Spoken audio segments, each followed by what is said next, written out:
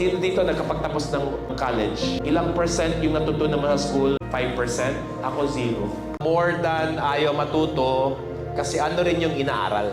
Kasi ako, kaya naman pala ako pasang-awa or palipat-lipat ng school kasi na-realize ko yung biology has nothing to do with my life. Bakit ko siya i-memorize? Lalo na yung chemistry. Di ba?